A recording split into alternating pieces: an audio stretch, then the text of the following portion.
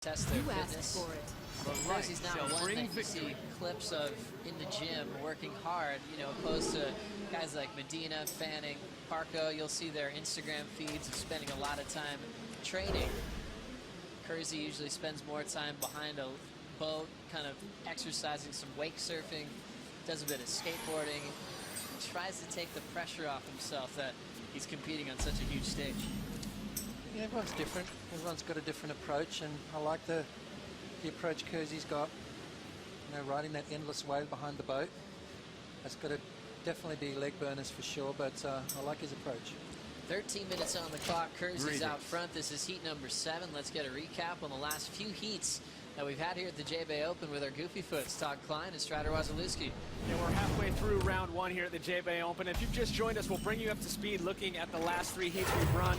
Starting with heat number 4, major upset here. Dane Reynolds, wild card, comes in and takes out current world number 2 in the world, Felipe Toledo and Adam Melling. What an amazing performance there by Dane Reynolds. Challenging conditions, not massive scores, but the fireworks definitely were on display in this heat. Yeah, you know what, Dane really just, going into this heat, wasn't too excited about going up against one of the world's best in the air with a little bit of onshore flow, but didn't look like he did too bad out there. Just throwing hacks, a lot of power, and obviously technical work right there. You can see him blowing the fins out, coming down over the board, staying centered. Looked like he had all the game he needed. You know, he's got that right hand swoop down. He's got everything back home in his favor. Toledo just looking a little off foot. Why do you think he was off in this heat? Do you think he felt the pressure of the wild card up against one of the world's best free surfers? You know, I don't think so. I think what happened was it was a kind of a rookie mistake on this wave. He's looking down the line too much, and I was sitting there with Josh Kerr, and he just said it. He goes, rookie mistake, looking down the line way too far. We'll look at heat number 5 here. Michael February getting the call up because Matt Bansing was injured, unfortunately, up against Mick Fanning and Thomas Hermes. Yeah, you know what? Freestyle February, loving the fact that he got the call up. He went out there, he got some work done. Looked like he had a good flow, but not the gouging turns that we needed, the deep setting rail. You know, Fanning just, he has such a solid game plan, and the way that he attacks the wave, he really needs to set the edge. And look at that, he just throws it down, he shows his power, his core strength, and that's what suits this wave. The flicky kind of in the air maneuvers, they look good, but once you get on the face and you actually show that rail, you're gonna actually come away with a better score like Fanning did this heat. Well, the winds came up right at the beginning of this heat, but yet Fanning still being able to draw out those smooth, polished lines that he's known for. He won this event in 2014. He's straight into round 3 with that performance. The next heat, number 1 in the world on that Jeep leaderboard, sporting that gold jersey. Adriano de Souza up against Chloe Andino and Slade Prestwich. Yeah, you know what? De Souza came out, looked pretty good, had a good flow, but a little unsure almost down the line, it looked like we were just talking about, Todd. It didn't look like he's got the confidence that he would have having that, yellow jersey on. Kolohe, all the way down to the end of this heat, he really needed a big score, and he came away. He started out really well with a nice rotation, and then he finished out the heat with what he needed, and the judges getting really into that end of it with the big air rotation, comes down, hits it, literally in the final seconds of this thing, and he gets the nod over to Souza. This was like a buzzer beater, if you will. We heard from him in the post-heat interview with Peter Mel. Impressive to see Chloe Andino stepping up with all that pressure on the line, needing a score. Well, he's got nothing to lose. He's had kind of a lackluster year, and he had such a breakthrough after Brazil last year. You really kind of thought we were going to see more out of him, and then this year just came into it slowly, just going down, heat after heat, and now he's got nothing to lose, putting it up in the wind, bringing it down, look good. You and I were hanging out in the competitors area watching that buzzer beater there by Chloe Andino. Kelly Slater was hanging out with us as well, watching that heat intently. He's coming up next. What are you expecting from the wild child, Kelly Slater? Well, again, a guy you would think would be, up in the top 5. He's not even close. He's having a horrible year, really.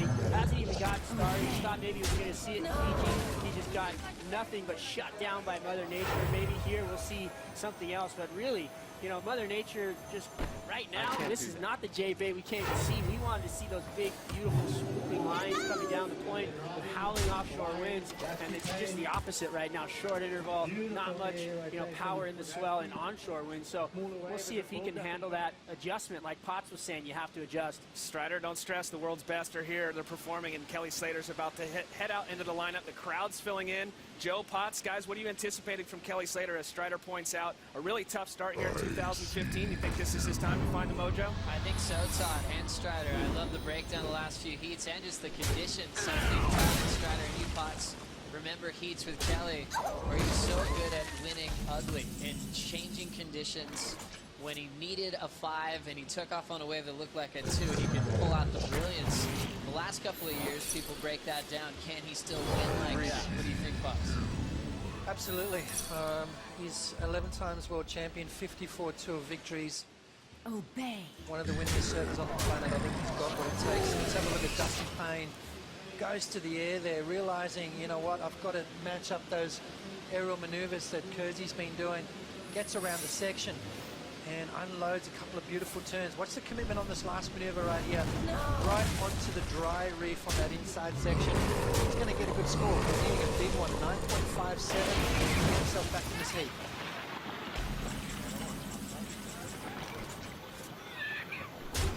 Now Dusty will watch Sebastian Zietz set up a frontside hook. Zietz now floats the next section, and he'll hop out of there. Kersey's still out front. 7.77 and a 5.17. Lasted Dusty Payne his best so far, 6.77. Sebastian now needing a 9.37 to make his comeback. The Hawaiians slowly chipping away at Josh Kerr here in round 1, heat number 7. Slater taking on Matt Wilkinson and Glenn Micro Hall coming up next. A classic matchup as we flash back to last season when Wilco eliminated the 11-time world champ Kelly Slater in round 3.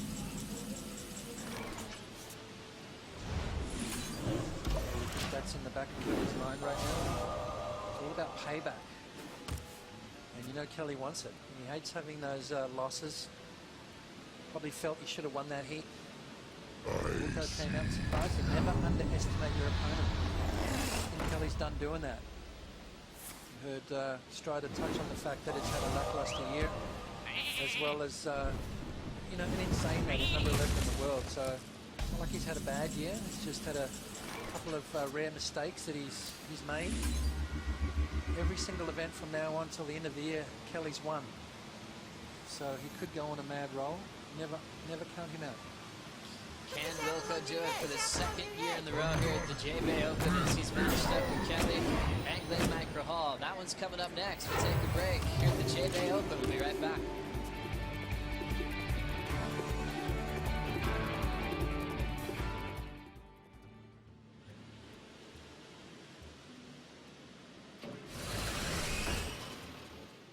I see.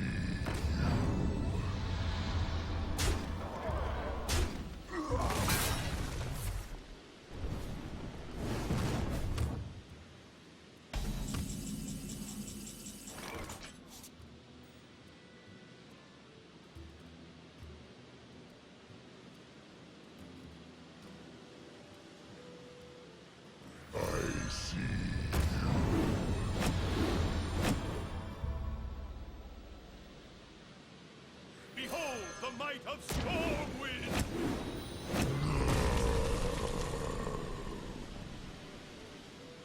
Hey, catch!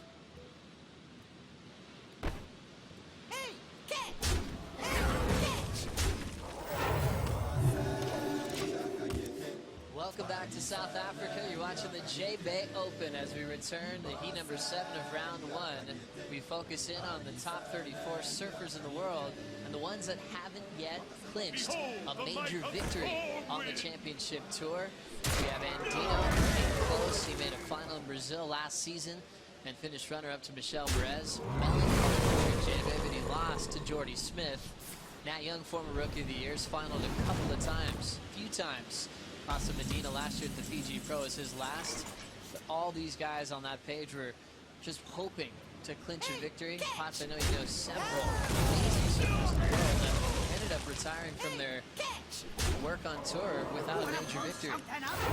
Yeah, too many jokes for Benny to even mention, but you know, that's, when you look back, you know, those ones that got away, those close ones, you know, Josh Kerr, I thought everyone thought he was going to win Margaret River last year. Michel Perez surprised everyone by taking the event out. Dusty up and running. Here comes Dusty, rolling in with the white water. Floats the first section, resets, and now looks